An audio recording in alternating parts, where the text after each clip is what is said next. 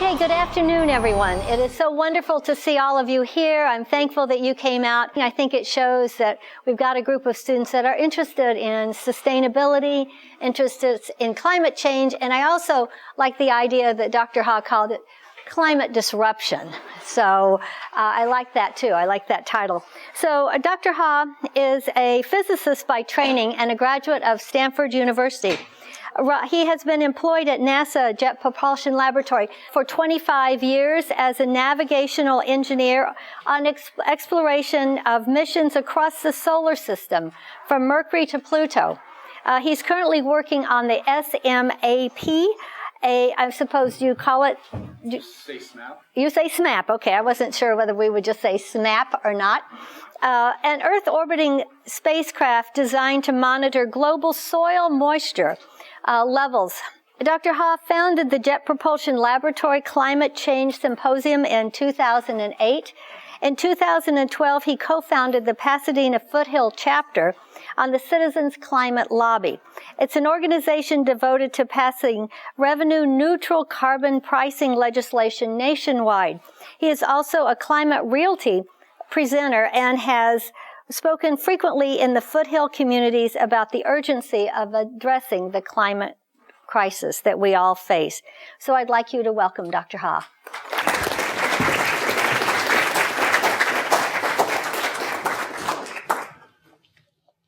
Thank you. Well, it's a pleasure to be here this afternoon.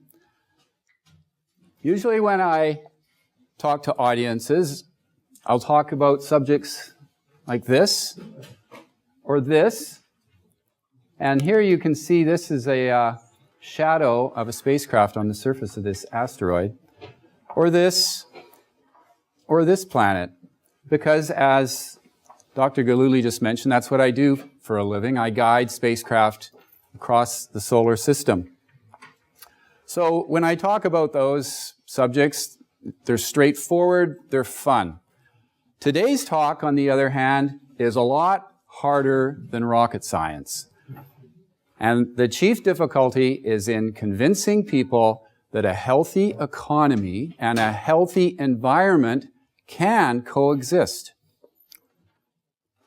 And we have to act soon, because this is the only planet that we know of so far harboring a thriving biosphere, and we're obliged to protect as much of it as we can. So as Dr. Galuli mentioned, this is what I work on now at JPL. It's SMAP. Uses this big reflector to take soundings of soil moisture levels on the surface, and also in the northern latitudes look for permafrost melting. So this is a real quick outline of my presentation today. I'll do a quick recap of the climate crisis, and then I'll spend a little bit of time discussing why we don't prioritize it. Why is climate change so far down on our to-do list? And then I'll spend the rest of the time talking about some solutions to the climate crisis. And that should still leave us time for questions. So here's a video showing warming air temperatures over the past 130 years. So blues are temperatures cooler than the 80s average, and yellows and reds are warmer. So we're in the 60s now.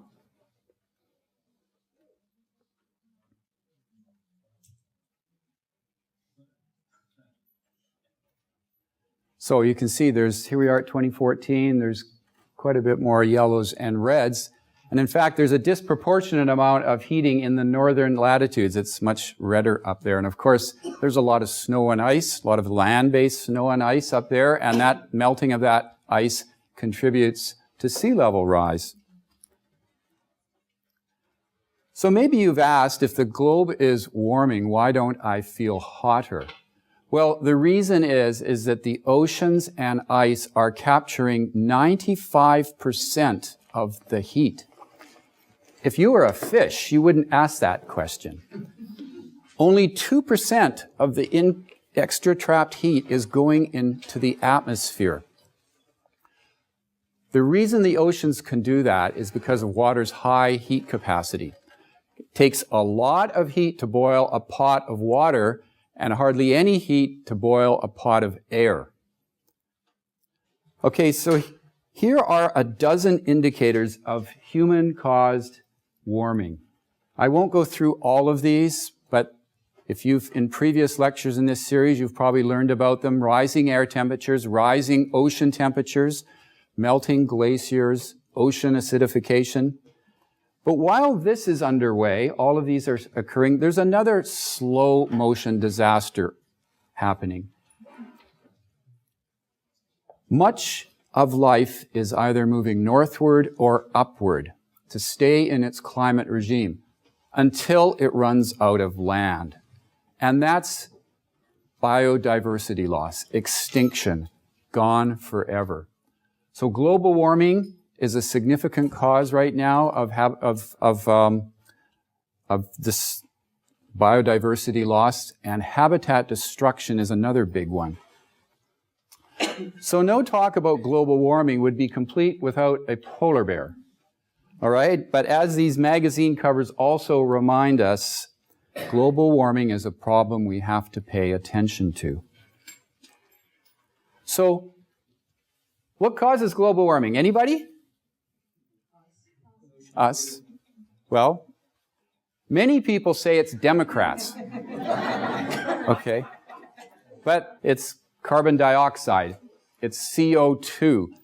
Okay? As CO2 is burned, this is showing the total amount of all the carbon-based fuels, coal, oil, gas, that have been mined in the last 150 years. And as that has gone up, as the number of tons and barrels have been extracted, the carbon dioxide concentration in the atmosphere has also risen right along. So these are all aligned by year. And as the carbon dioxide concentration has gone up, so has Earth's temperature. So this is just as of 2013. Now, paralleling the temperature rise are extreme weather disasters. Okay, so again, you can see the years down here, but this is just starting in 1980. So naturally, as the number of disasters go up, and these are all climatological disasters, okay? They're floods, storms, droughts, fires. There's also data for geophysical disasters. I didn't plot that on this because I didn't want it to be confusing, but that's the number of earthquakes and tsunamis, and that actually doesn't rise. So it stays pretty constant over all these years, whereas these kinds of disasters are increasing. Okay, and naturally, as these increase, the cost of recovery goes up too.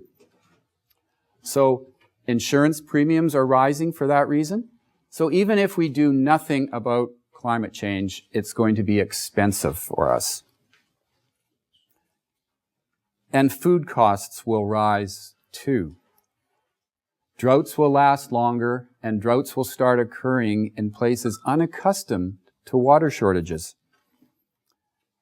And here's an example of unexpected consequences, the start of a tipping point. Okay, these circular vents in this ice here in Alaska are places where methane is escaping from subsurface permafrost that is melting. Methane is a heat-trapping gas that's 85 times more potent than carbon dioxide. And this hole suddenly appeared in northern Siberia last summer. No one is quite sure how it got there. It's not a meteorite crater. It's not a normal kind of a cave. It's not a sinkhole. It appears to be an eruption of subsurface methane that has burst up from melting permafrost. Now, this is quite large. Now, the threat here is that you may get thousands of these erupting in the northern latitudes. And this could lead to a very bad feedback effect. Maybe you might call it like a vicious cycle. As more methane erupts, it heats the atmosphere more, that warms the surface more, that causes more permafrost to melt, releasing more methane. And this is the polar vortex from last winter. Extraordinary heating of the northern latitudes. This red indicates much warmer than normal. And of course, if you recall, the East Coast was very, very cold then. But it's almost chaotic, this distribution of temperatures. Almost, in fact, like this messy looking graph. Okay, now this looks really hideous, but let me just tell you what it means, okay? This represents a ratio of oxygen isotopes. So this is oxygen 18, oxygen 16. You take that ratio of the abundance of these isotopes, and it's a measure of atmosphere change, temperature change in the atmosphere over the years. In this case, it's over the last 150,000 years, and this comes from ice cores, little bubbles of air trapped in the ice. So it's kind of a backwards graph because that's 150,000 years ago, and this is now. Okay, so this is today, but focus up here. So this part of the graph is an anomaly with respect to the rest of the graph. This is the last 10,000 years, and you can see how stable the temperatures have been in the last 10,000 years if this is a measure of temperature change, right? This ratio. So all of these large excursions up and down shows that there was wild swings in temperature happening until we fell into this region. There's no explanation why that happened. It just happened, and we're very happy it did. But another key inference from this is that civilization requires agriculture, okay, in order to provide more surplus for people to specialize in different jobs. And as it happens, agriculture started around 10,000 years ago. Now, why might that be? It's probably because farmers were unable to they probably knew how to farm in the past, much further past, longer ago than 10,000 years. But farmers need consistent seasons, so they know when to sow and when to harvest year after year. So this is dramatic evidence that we don't want to leave this stability region. So this slide shows why it's so important to limit CO2 emissions. Here are those last 10,000 years, now converted to temperature, okay, degrees Fahrenheit. There's just been as we noticed, there's just been very slight excursions over the last 10,000 years in temperature and atmosphere temperature. In fact, the last 5,000 years have been a general cooling trend until we entered the industrial era, and now temperatures in the atmosphere are beginning to spike. So here we are now. The red line indicates the predicted increase in atmosphere temperature over the next 70 to 80 years if we continue burning fossil fuels like we have been.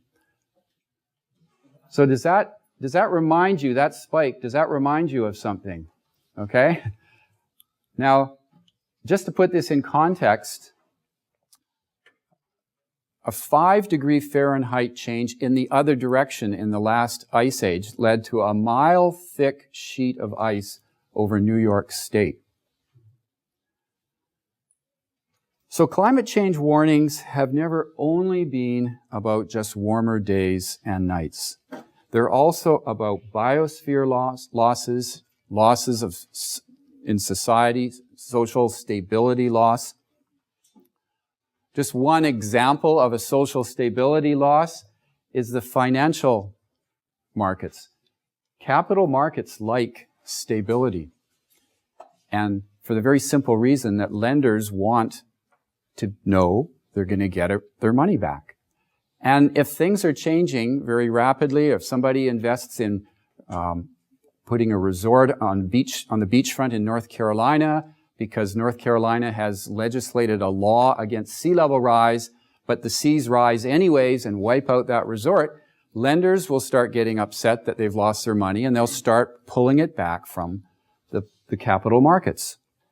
So, in spite, though, of overwhelming evidence, nothing much is really being done to slow down the emissions buildup. California has a modest program in place, and the president is trying to do what he can, but overall the nation is nonchalant. So why do we look away from the climate crisis? So let's just take a brief detour to discuss this.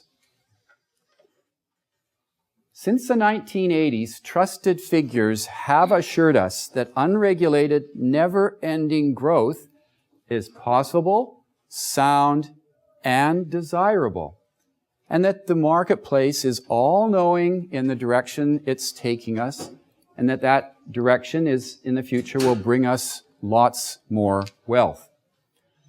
Also, that nature is an obliging and docile garbage can for our wastes.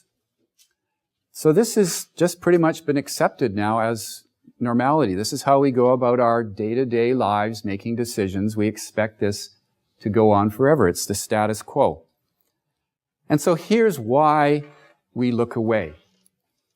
We're told that attempts to solve the climate crisis will undercut our prosperity, because that prosperity is fueled by lots of dirty, cheap energy, the consequences of which are just deferred to the future. And I might make the point that it's your future. But I don't know, can we really blame anyone? This growth without consequences view, after all, I mean, it appeals to all of us, to our egos, to our careers, to business, to stock markets. So, you know, it's no wonder that change is widely unpopular. I mean, we've all got an oar in the water here. But that's because we have one definition of prosperity that we are now trying to achieve, trying to reach. There are many roads that can lead to prosperity, and there are many definitions of prosperity. We just have to redefine what that means. And here's another reason for looking away. Global warming doesn't immediately affect us. It's slow moving. So our instinctive reaction is just to ignore it. It's not like a car racing at us in the crosswalk. Global warming is more like aging. It's not much of a problem at first, but just you wait, okay? All right. But it's a predicament that slowly builds over time. So we need a life insurance policy for all life on Earth. So a necessary condition to implementing that policy is keeping fossil fuels in the ground. This carbon countdown clock shows the time remaining to achieve a certain amount of atmosphere warming given a statistical chance of staying below that. So this is kind of technical talk. What this is trying to say is that if you don't want the atmosphere to rise above, let's say 2 degrees C, which is 3.5 degrees Fahrenheit, the scientists say, well, if you're a betting person, you know, you like to gamble, take a 50-50 odds that we won't go blowing through that upper threshold. Then you follow this line down here, and we have 28, maybe 27 years left before we might exceed that upper threshold. But if you want better chances, take a 66%, say 2 out of 3 chances that will stay below. We won't exceed that warming. Well, then you follow that line, and that's just 21 or 20 years remaining until we've reached that amount of warming. So the clock tells us that time is limited, only 10 to 25 years, depending on your risk tolerance. So solving global warming means taking out an insurance plan now to prevent large changes in the future. This is the kind of approach that's needed. A CO2 reduction plan must encompass all carbon emitters. It needs to get everybody on board. It needs to be inclusive. It must be effective, it must be fair, and it must act fast. So here's one possible example of what we might implement. The EPA's proposed Clean Power Plan. By 2030, it will reduce U.S. power plant emissions by 30% with respect to 2005 levels. That's a good start, but it's not enough because that's only 7% reduction in total emissions with respect to now. And it's not inclusive. It doesn't get everybody on board. So let's use marketplace methods. Play to our strengths. Invoke the economy as an engine to achieve our climate goals. Okay, put a price on carbon. So the idea is simple. Make fossil fuels more expensive in order to reveal the hidden costs which no one is taking responsibility for now. So getting the price right means making the market tell the truth. And so here's 3 ways to achieve marketplace honesty. Cap and trade, tax and spend, or fee and rebate. And I'll talk about each of these at varying levels of detail now. So here's cap and trade. This is what the California carbon plan is following, is a cap and trade. CO2 emissions are set, a ceiling on CO2 emissions is set by a government. Then regulatory agencies issue CO2 permits to polluters. So usually they're the big CO2 emitters, power plants, refineries, things like that. In order, they can emit pollution up to this certain level that the permit gives them, and then they're not supposed to emit any more. And then over time, the number of permits issued comes down, so it kind of squeezes them. So this plan might work, but there are a number of problems with it. I won't go through all of these problems. You can read these. But let me just summarize by saying cap and trade is bureaucratic because it involves government and regulatory agencies. It's expensive for the same reason.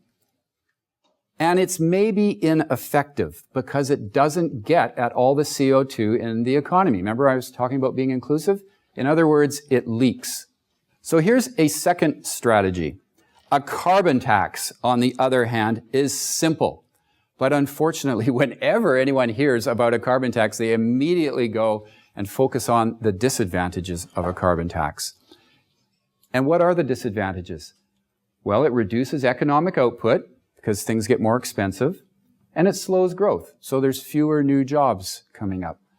And another disadvantage that everybody here in the room, or maybe everybody here, parents of everybody here in the room can certainly identify with, is that it adds a burden onto the taxpayer. Okay, so a carbon fee gets at all the CO2 in the economy, but it hurts the taxpayer. So here's a third strategy, a revenue-neutral carbon fee. Now, what's unique about this is it includes all the advantages of the carbon tax, although I skipped over those advantages on the previous slide. But in addition, it turns the disadvantages of the carbon tax into advantages. So it places no burden on the taxpayers, it grows the economy, and it creates jobs. So you're wondering, how can that be, right? So that's what I'm going to spend the rest of my time talking about. Here's a specific plan based on strategy 3. It's called carbon fee and dividend. And you can summarize it with 4 words. Here's your check.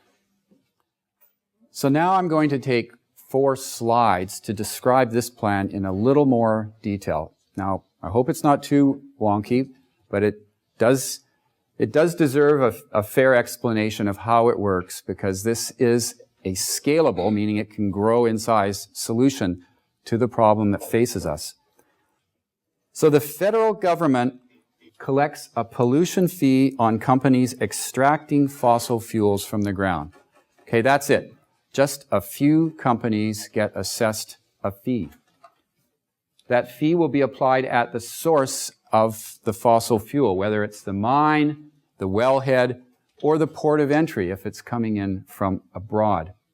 I mean, it's much easier that way. There's only a few primary sources. It's not like the cap part of cap and trade where you have literally hundreds of thousands of end user emitters. So this is one of the advantages of this system. Now, the fee will be proportional to the carbon dioxide content of the fuel when it's burned. So coal's dirtier than natural gas. So this fee, the starting fee for coal, would be twice the natural gas fee. But irregardless of what that is, it would start off low. Okay, and then it would climb over time, year after year, at slight steps, sort of what this little diagram is showing. But when it starts, the initial fee would be small, so as not to cause any hardship for anybody in the economy, businesses or individuals. And individual steps each year would also be accommodatable. So what's good about this to everyone's advantage is that you can plan for the price of what this will be in a number of years. You don't have to rush out and buy a new car right away. What you have now is fine. You won't notice what this fee is it'll be lost in the noise compared to the fluctuations in gasoline prices you've seen the last half a year. Okay, it would be totally unnoticed. But over time, you would know that it is going to become more significant, and maybe by the time you decide to buy your next car, you might consider getting a clean energy car. So the fee starts low and rises over time.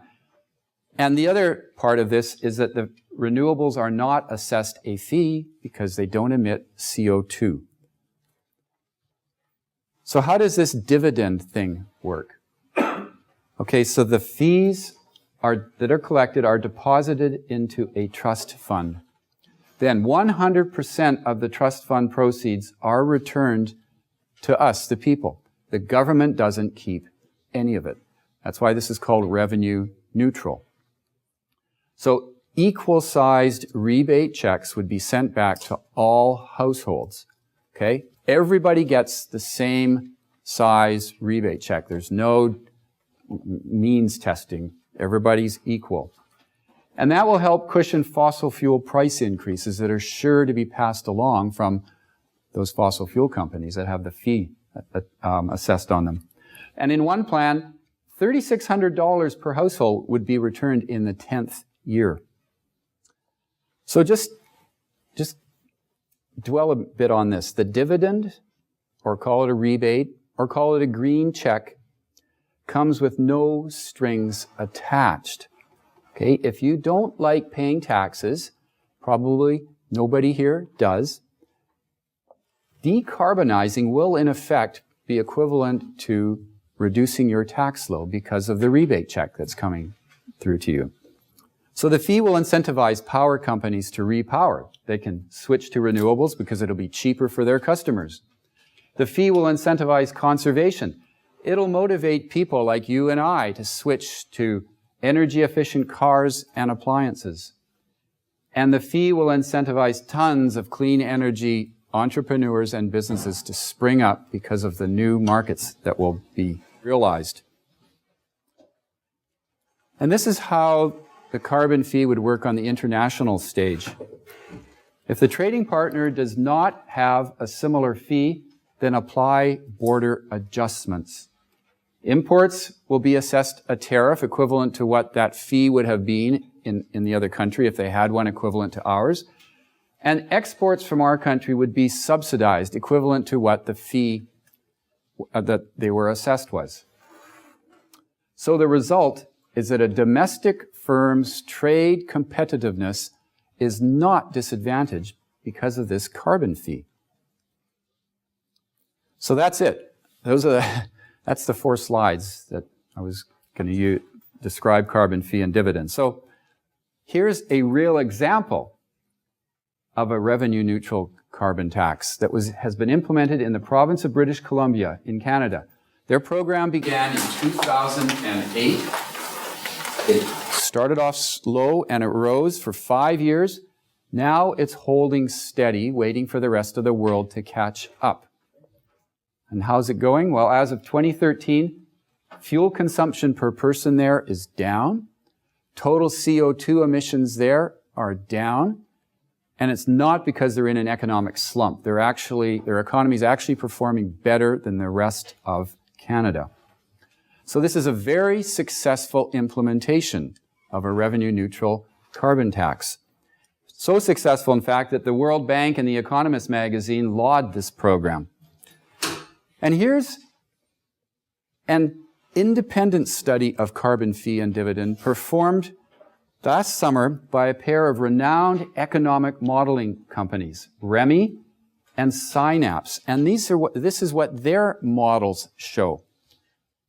So, shows that after 10 years, there would be a net increase of 2 million new jobs in the country, and more after that. You remember when I showed the carbon fee that was going to go up, start low and rise? Well, that's what happens with the monthly dividend. It starts off low and then continues to rise. The monthly dividend, remember, is money in your pocket. No strings attached. After 10 years, this will have resulted in the price of gasoline going up by $1 per gallon. But at the same time, this rebate will be $300 per month to a family of 4. Remember what I said about $1. This is in 10 years, that would change the price of gasoline by $1. But we've been seeing those fluctuations just over the span of several weeks. So lives will be saved. In this case, 14,000 lives in the 10th year because of cleaner air. And these different colored bands, that's just different geographical regions in the country. And there will be a big drop in global warming pollution. A 33% reduction after just 10 years and a 52% reduction after 20 years. So this is kind of a busy slide. I won't go through all of this detail, but just to be brief, all of the conclusions from the REMI study are positive. So in summary, carbon fee and dividend satisfies all the objectives of a simple CO2 reduction plan. It's all-encompassing, it's effective, it's fair, and it acts fast. We have a real-life example in the province of British Columbia, and there are others around the world. Sweden is another one. And there's a rigorous economic modeling study in the REMI report. So these are the main takeaways I'd like you to leave with today. A healthy environment and a healthy economy can coexist, and a cap is not required to reduce CO2 emissions. So that's the plan. But specifically, what can you or I do to help move this along? Well, here's a common lament. Let's just talk about this a little bit. Change can be difficult. But whatever you do decide to do is doing something. Okay, either you can continue to buy and consume, or you'll make substantial changes in the way you're going about your daily life. Either choice is doing something. Either you'll look away or you'll help us solve the biggest humanitarian challenge ever. So here are some impactful steps that you can take as an individual to help. If many people do these things, then the effect is multiplied and it starts to get noticed. So of course, you should vote. Become a climate advocate. Over 600 Citizens Climate Lobby volunteers traveled to Washington, D.C. last June to lobby legislators there for a carbon fee and dividend bill. You don't have to travel to D.C., but you can call your local representative and tell him or her why climate change is important to you and that you want carbon fee legislation with 100% rebate. In fact, there are 2 revenue-neutral bills before Congress right now, the Van Hollen bill and one by McDermott. And here's a CCL lobbying team that was in Senator Manchin's office. So you can write a letter to your member of Congress. Now that may sound trivial, but it's actually very effective because letters are so rare. Okay? You can make it a club project or make it a class project. You can explain briefly what you've learned in this sustainability lecture series this year. You can ask them for their help. Okay. Adam Schiff is the congressman for the Glendale area, and Barbara Boxer and Dianne Feinstein are the California senators. Here's another step you can take. Encourage schools and churches and businesses to divest from fossil fuels. It's the ethical thing to do, and in fact, it's even profitable. You'll find all kinds of rationalizations why you must continue to fly. Overcome them. Find another way. Don't fly unless it's absolutely necessary. Carbon offset programs don't claw back any of the CO2 that flying emits. You may have heard these before. There's a lot of embedded energy in purchased goods.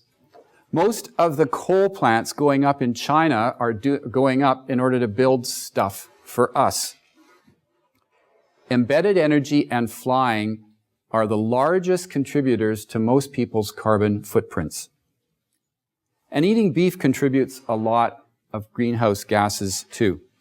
Also, every pound of beef in a cow, when it's slaughtered, has used 2,000 pounds of water up to that point. So every pound, 2,000 pounds of water.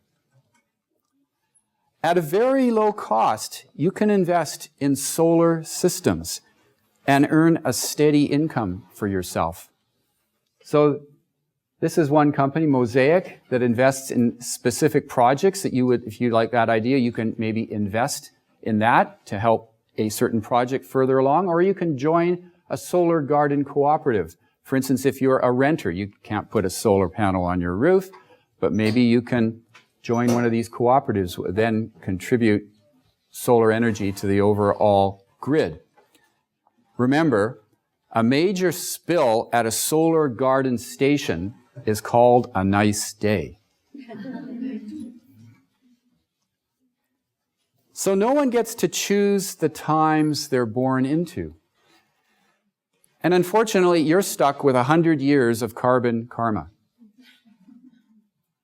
Okay, but with every crisis comes opportunity. So democratize your power sources going forward. Just like the previous slide I mentioned.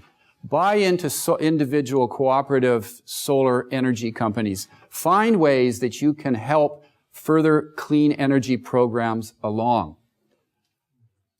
Carbon fee and dividend will help in that regard. And look for new opportunities and use your energy and initiative to help preserve a livable world. So I will conclude with a short video summarizing carbon fee and dividend again. So this video comes from the Citizens Climate Lobby. The climate is changing. Extreme weather is disrupting livelihoods and food supplies around the world. This is observed. This is documented. This is the scientific community's consensus. The climate is changing. Carbon emissions are driving that change. Emissions come from burning fossil fuels. So if we want to slow or even reverse the change, we must lower our fossil fuel use. By charging a fee on fossil fuels and returning that revenue to households as a dividend, we can do just that, starting a chain of positive effects. Fossil fuels become less desirable. Cleaner sources of energy become more competitive. The dividend creates millions of jobs.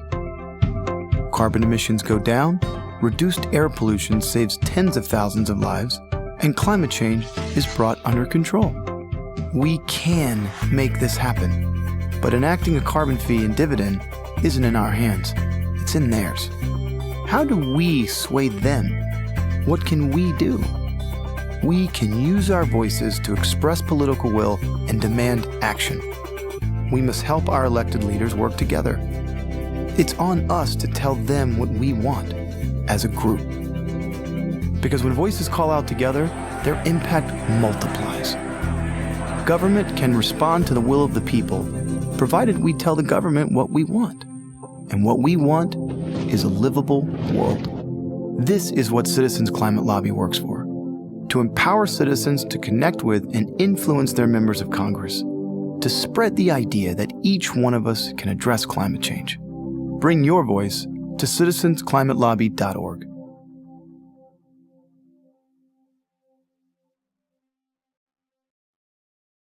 So Ian narrated this for CCL for free, so he gets a plug at the end.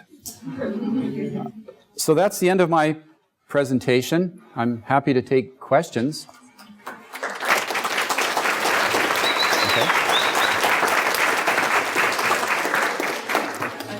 One there? I like the idea of the fee because I know money is the best way, but if you give the miners, if you give them a fee, they have the power then to raise the price of petrol and everything.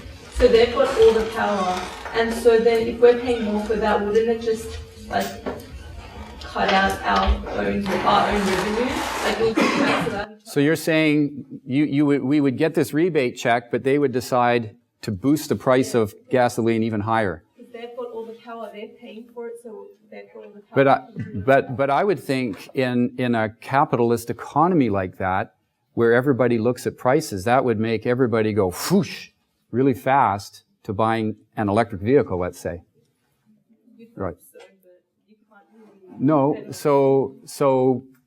but this is the problem that happens anyways. We don't even need to have this carbon fee. They can just boost prices up really high anyways, right? They can do that. So I think this would still work, and it would just motivate people to even make the switch to clean energy that much faster. Question there? Well, same thing pretty much is that I can see it working in a different country, but the U.S. is ran by corporate CEOs that back the politicians, no matter if you're Democrat or Republican. So anything that will affect their bottom line, they're going to influence their politicians to not go for something like this. Yes, so that's a very real politic, a very Machiavellian observation, and that's true. That's why we need all of you and all of your friends to talk to your member of Congress. We need everybody to be clamoring for these solutions. If we just sit back and say, well, they'll do the right thing, they won't. So we really need to have boots on the street, and we need to have people at the voting booth to do this. And if you do, the political system will respond. It's very, very slow and very lethargic, but a politician cares more, believe it or not, even though you hear all kinds of stories about lots of money influencing him, what he cares about most is his reputation. Okay? Money helps him enhance his reputation. But if his constituents are very upset with him or her because he's not doing the right thing, I mean, huge outcries, they will respond. I guess. I mean, a perfect example is... Well, okay, let's go to another one here. So back there? Well, you just said that politics are kind of slow and lethargic, and it seems like we had to cut carbon emissions yesterday. So what's the timeline here, and how much of a change is it going to make within our lifetimes and even our children's lifetimes to where it's a little bit more manageable? Because the economic system will take time too, politics will take time, and at the same time we're still emitting CO2. Yeah, so like that carbon countdown clock, 20 years. Yeah, okay, so in 20 years will the market have balanced itself enough to where we're actually making a difference? Yes. Yes. So I had one here and then back there, and then we'll work over to this side. Okay, go ahead. So the solutions that you're proposing about so the solutions you're proposing sound like this only work in a democratic country. What about other countries like in the Middle East where oil is being distributed to the rest of the world, where they don't have democratic systems like we do? How can we get them up to par and agree with your solutions? Yeah, so that's a good question. That's why the fourth slide I showed I said international ways to implement this. We assess a country that has this assesses a tariff. That means it's like it boosts the price on something that comes in, okay? So any product coming in from that country would be more expensive. Therefore, even Middle East oil, okay? So that would be much more expensive. Therefore, it would be harder for them to sell if they don't have this similar program. So just stay with me here. So if they implement this kind of a program in their country too, then the U.S. would say, okay, you know, even Steven here, right? No difference. You get to sell your stuff in our country now at the same price without this tariff. That would be the way this would propagate through the world, around the world, would be this tariff, making your product more expensive to sell into the U.S. So somebody has to take a step on that, on their end, to make it equivalent. So back there. I teach here as well, and I wanted to address some of the criticisms that I'm hearing are better directed at a straight carbon tax. So I want to make sure that people understand what's being proposed here. What we're talking about is every single person in this room starting to get a cash check on a regular basis from the government. You find me a politician who doesn't want to say they signed off on that. Right? Yeah. So what we're talking about is well over half of the people in this country use small amounts of fossil fuel relative to the very wealthy and those who have industries that are energy intensive. You guys, I've seen the statistics, are on average quite poor. You're going to win on this. Because you're going to get a big fat check, and at the moment you can't afford to buy a lot of fossil fuel and fly all over the world. You don't go to St. Moritz and go skiing, and, you don't go to Switzerland to ski on vacation, do you? Fine, you're going to make money on this. Right? And the vast majority of the Americans are. The other comment I wanted to make, and it's a comment, not a question, I apologize. It's an occupational hazard, right? Is that the political system has in the past sometimes responded very rapidly to things. In 1969, there was a giant oil spill off of Santa Barbara, like the smaller oil spill recently. By 1970, there were people by the millions in the streets demanding the government get environmental regulations going. And by 1972, Richard Nixon signed the Environmental Protection Act. It took 2 years. We can change things very rapidly. If the people lead, the leaders follow. It has always worked that way. Thank you. Okay, go here. What kind of problems can cause individuals in countries who can't afford the tariffs and they can't? What kind of problems will it cause in other countries that can't afford the additional tariff of selling into the U.S.? Yeah. Well, no. So this is the motivation for them to implement a program like this, okay, in their country. And then if it's an industrial country, like India, okay, if it's an industrial country, then they will have the means that the country, everybody will be able to, this fee will go up and people will pay that because they'll have money in their pockets. If it's an agricultural country, then they're in good shape because they will be a net winner. They won't have anything that's actually has to be charged a carbon fee to be selling in. Wouldn't they want to just sell their stuff to Russia or China? They can. But they will miss the U.S. market. And that's a big, it's just the U.S. market worldwide is like the California market in the United States. As soon as California started putting EV regulations, clean energy regulations on automobiles, everybody, I mean, you may have thought, the BMW and all those, they're just going to ignore California. They didn't. They've all brought in high mileage cars now and EVs. So I think the U.S. would have a big influence. We should go to another, was there one in here? There? So how would that work if, like, not every single country, or maybe they do, like mines oil or coal, and so say the middle, say like Saudi Arabia, they have big tariffs there, and then so then the rebate could all go to the citizens of Saudi Arabia, but then the price would go up, and all these other countries that rely on this oil aren't getting the rebate. Those all went to the people in Saudi Arabia. Yeah, well, no, the rebates go to internally. They're selling oil. The oil would still get sold into another country at a higher price. And then when the people in that other country purchase the oil, there would be a fee assessed on it. Right. So they're paying more expensive gas. Well, they're not getting the check. Well, that's right. That is, after all, the motive. I mean, if you're a lover of gasoline, then pure and simple, and all the consequences that come from it, then you won't like this program, right? But there are alternatives to fossil fuels. So that's right. We're trying to make gasoline more expensive. Here? If the polar ice caps melt, does that reduce drought? That puts more water up into the atmosphere? Actually, I mean, I don't think anybody knows the exact answer. Oh, sorry. If the polar ice caps melt, does that put more water in the atmosphere? Does it solve the drought?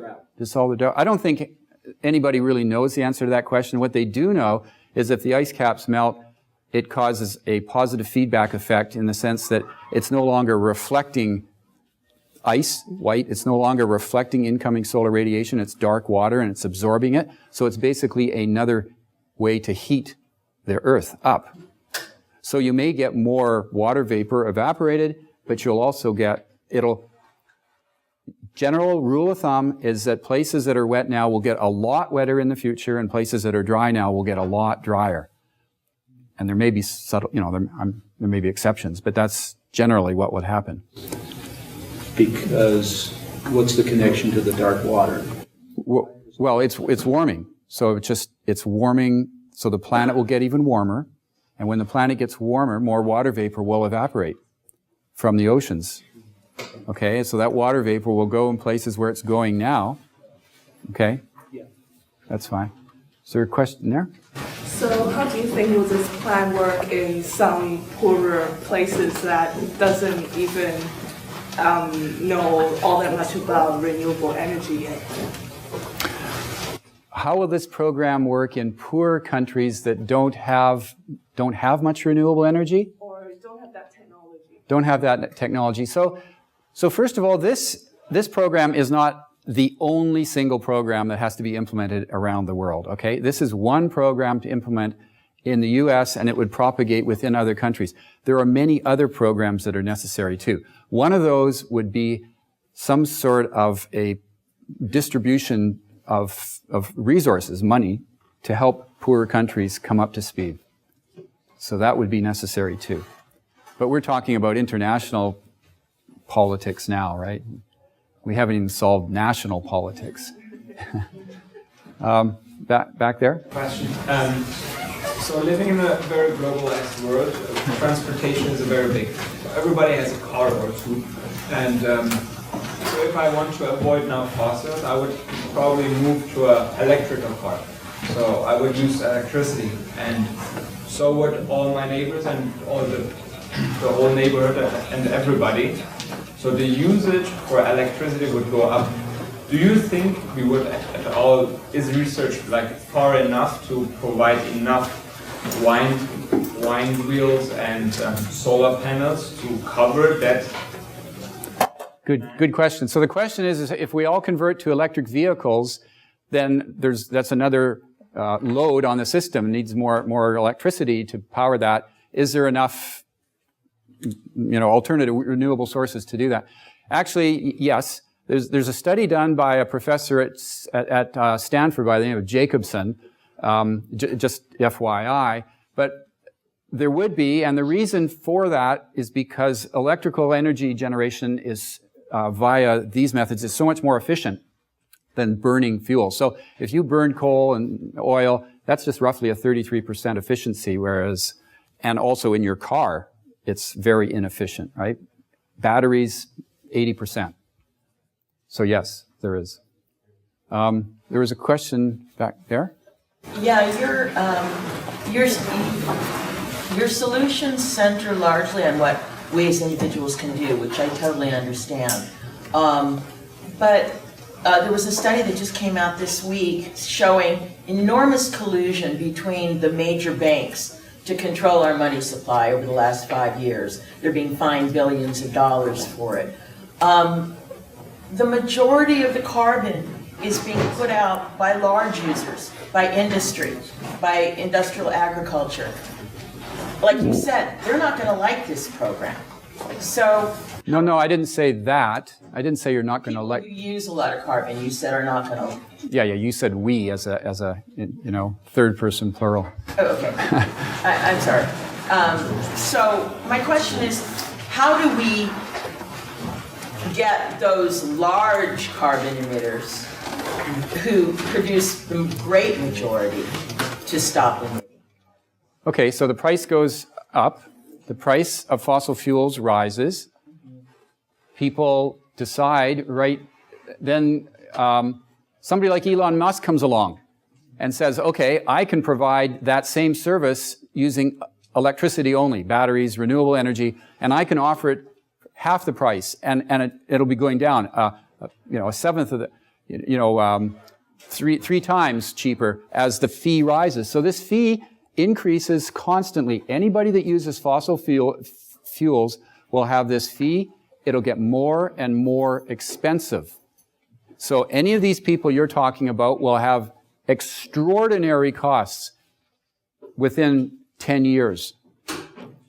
That's why I said tons of new clean energy entrepreneurs will spring up, because they'll see how cheap it is to do it with just, let's say, wind energy. You just bring a line in from a wind farm and you run your factory, and you can produce the whatever the item is much, much cheaper than someone who's running off fossil fuel. So that's it. It's purely market-based. It's just based on cost. I mean, everybody takes the choice of when something's more expensive, they go to the cheaper option. That's why this will work. Was there a question there? I was just wondering, what would we have to do if, like, I understand as an American, we all have to make money, right? But, I mean, the things, like you're telling us to consume healthier things, buy less beef and stuff, but all that stuff is really expensive, Like, what would we have to do to, like, lower those prices and make it affordable, make it just easier? What, like? Because I agree, like, you have a good plan, like, I think it's pretty cool, and we need some sacrifices. I'm just wondering if you also have, like, another solution to, like, how do I put this? I'm just saying it's just hard to start when everything that's good for us is expensive at this time. Well, what is, so it would be, I mean, beef is pretty expensive. No, that's true. Right? Don't get me wrong, but I mean, you got some. So I'm not actually advocating sacrifice so much as just moderation. Okay? When I say like flying an airplane, frivolous flying, many people will just they'll fly maybe 20 times a year somewhere, right? Most of the time it's not necessary really. So only fly when you really have to, if it's maybe for business or you have to go somewhere for some real purposeful reason. Buying less stuff. There's just an awful lot of goods that are purchased that are just tossed out very quickly after they're purchased, right? Just think a little bit before you purchase something and buy something that's really useful. So I'm not asking, for more sacrifice. It's really just as prices rise a little bit, you will just buy something that's more in line with your budget. If you have an income coming in, a check, then that helps you. You can choose what to buy. If you want to continue to buy gasoline, you can. But if you want to put that money towards like saving up to buy an electric car in the future, you can do that too. This is an American, this is really the American way. It provides choice. You can spend the money any way you want. But it actually provides you more money than you would otherwise have, right? It's a check coming to you in the mail. Jessica, I know you're going to conclude right now. Yes, I want to make a plug for a class. If you're interested in these topics, Geography in the fall, we do it every fall, offers a course called Geography 106, Human Impact on the Environment, where the whole semester is discussions of just these kind of issues. So if you're interested, it's taught by a guy named Reed. It's me, in the fall. Sorry, Jessica.